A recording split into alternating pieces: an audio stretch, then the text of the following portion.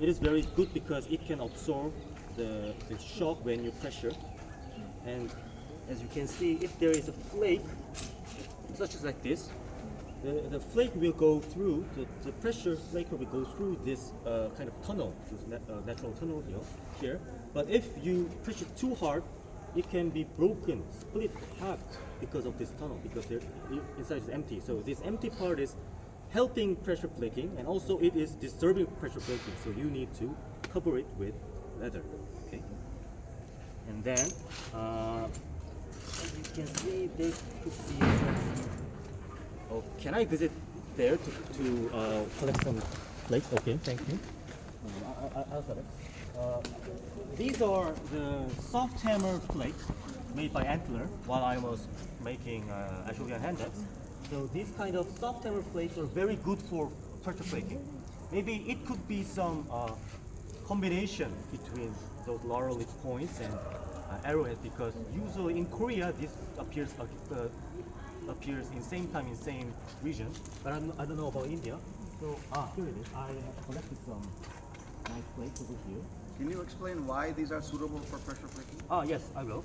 So as you can see, this kind of things are made by hard hammer. It has thick lips, and it is also kind of curved. But if you use soft hammer, you can peel off the surface, and which means that the flakes will gonna be very flat and thin, which is very good for arrowhead making.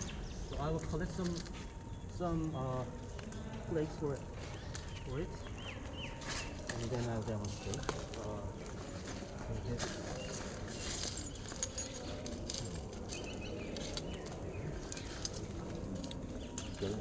He's not going to make the fluids right now. Lake making.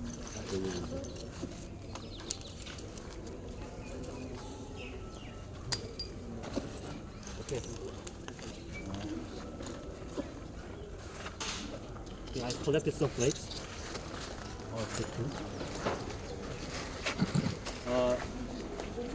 Actually, you can make a small arrow point with pressure flaking, but also you have to use a little bit of small antler hammer like this if you have to strike it more. 그 완성 안 하셔도 돼요. Okay. I'll just show you how to manage it. Okay. For example, let's use this big thing for demonstration. As you can see, at first the flake has its natural edge. You can use it for some kind of tools. And to do a pressure flaking, you have to braid these edges. It should become dull, not be sharp like this. And the direction of braiding is very important, because as I explained that as I explained that morning, I told you that the line should go closer to the opposite middle to be flaked well, right? So we chipped it to make it goes down, right? The knapping goes down. Do you remember it? Yeah, but pressure flaking is so precise. So you have to braid it in this direction, and then as you can see, lines are going down. It is same as shipping, but it's more precise. Okay, it's the same purpose. So, and also please check this surface is oval. If it is like convex, if it is concave and convex. Sorry, if it is concave, the pressure flaking will not go far. It should be convex like this. So you need to braid it enough. And if it is not sharp and dull, then let's do it. The first thing that we can use is this kind of thing. It is branches of an antler. As you can see, but this is an antler. This part was on their head. There was stems like this, and there was like this branches were coming out. We use this part as a hammer. We use this part as a branch as a flaker, and the flaker should be well finely grinded, or it will be split. So you should flake it and grind it, flake it and grind it. You should repeat. And as you can see, there is a platform. It goes like this and this, right? You can see? Yeah. This me? Okay. And you should hold flake. This is the platform, not like this. We made platform over here. Then we should see. Okay, I'm gonna flake you, right? See, make eye contact, and just make it below. Stick this part to your thigh like this, and then you can flake the platform that is going down. You can see it's down, down, down, right? You can flake the platform, which is going down like this. You can see it is getting a little bit chipping. It's too sharp. Opposite. Do it again. Then if your flakers go here again, here together, you can use your leg pressure. Like this. As you can see, the opposite part, the flake is going through the middle. Of course, it is too wide, it is not going well. And also is because it is not sharp. If you use some sharp antler, you can even flake it more, like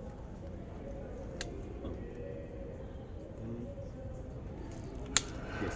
As you can see, it is getting a little bit more further. That is because the pressure, energy is more concentrated on this tip. So as I told you, you should make it fine again. Yeah. If you're using obsidians or glass, it is not necessary because it is not that damaged. But you can see chert and flint gives big damage to those antlers, so you should make your antler fine. As you can see, you can do again and again. And then if you want here to be flake, then you should make a platform in the opposite side, like this, right? If you grade it in this direction, you can see the platforms are made. It goes like this over here, going down, and we can now also flake from the other side, like this. You can see, like this, and also like this. If it goes continuous, it will be pressure flaking scars, which will be parallel, right? And if you use this ridge as a flaking ridge, you can make more longer and finer scars. And also, if you're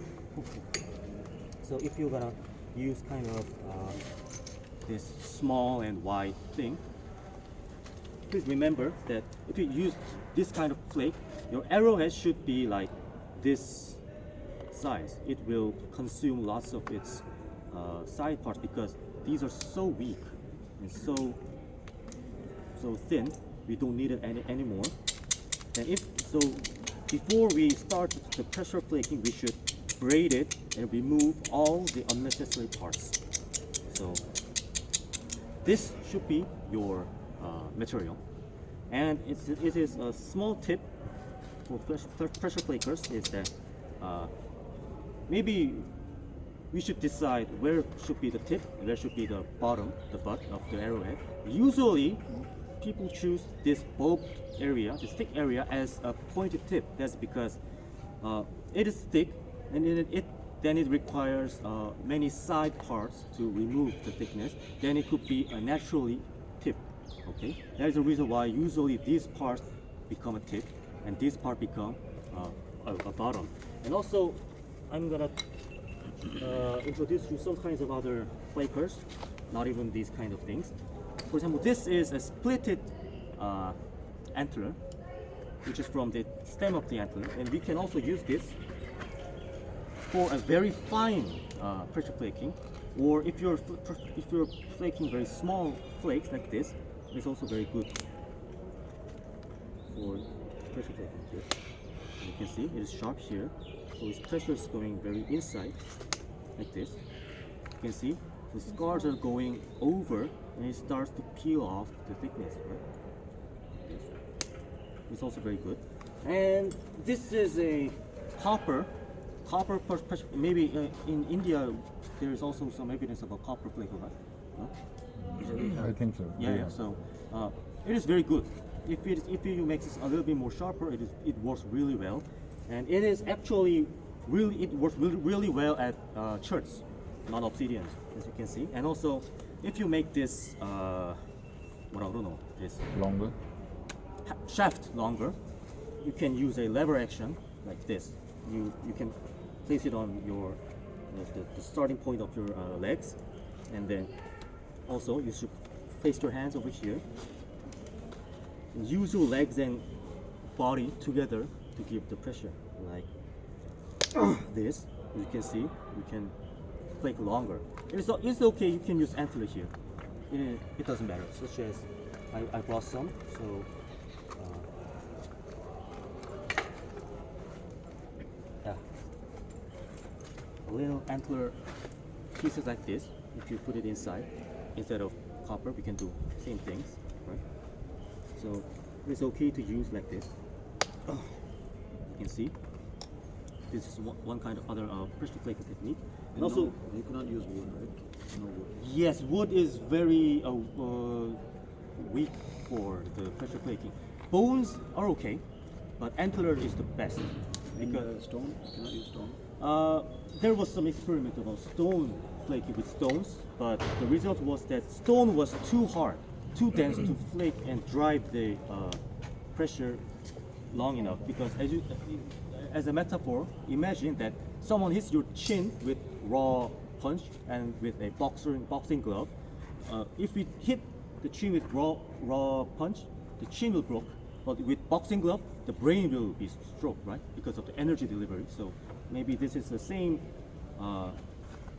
physics with antler hammer, soft hammer, and the difference between stone hammer and antler hammer. So I brought some little tiny 20 flakers from Korea. I can borrow you, and it is made of iron. It is what we call it. I make this iron become soft by heat treating. Well, usually irons are strong, but I fire it and I make it soft. So it is very similar with copper. It may be. So you can use those flakers as your workshop. So do you have any questions about making platforms or giving the direction of the power or something? Do you have any questions? I was curious, can you do the same exact thing by using indirect percussion? Indirect percussion. Or no? Okay. Actually, this is indirect the only way. percussion is kind of like this thing. We need actually this long flaker is called ishi stick, which is name of Native American who use this kind of flaker, and it is very tricky. With we need we need another flaker made only for indirect percussion. But let me try to do like this. So some people use some straps to hold the flaker. Okay, it is kind of like this. Remind the platform which is going down, and then you place the flaker tip over here, and then punch it. It is really hard to do, so just try pressure flaking. It is better. I am not master about this technique, but I'll show you how. Oh, it is really hard. As you can see. That will break your shaft. Yeah, so we need the exact flaker just for indirect percussion. Okay? So this is not for indirect percussion, so it is broken. But the position and the activities are same. Sorry about that. Yeah. It's okay. Now we know. Yeah. Now, for that you have to like full thing you need to Yeah, be that's of right. copper. Full Like chain of copper. yeah. So this rod will be little wider, little thicker, and then you use it like this. Yeah. But that has not been found in archaeological context. No, So we have to this is replicate like modern in- flint we're knapper. deviating Yeah. from ancient technologies. In Siberia, Yes. in northern Russia, they have a belt made of antler flaker, and they use like this. Yes, yes, There's yes. there's Yeah, something I've seen that. some context about Yes. yeah, there was a video record of Inuit Aborigines using this kind of indirect percussion. We don't have belts. So, Yeah. any questions about okay? Okay. So Have we you are tried going on other rocks? to do the blades right now or afterwards? Please. Right now? Okay. After that, the experiment. After the pressure flaking. Pressure. Okay. Okay. Okay, then we are.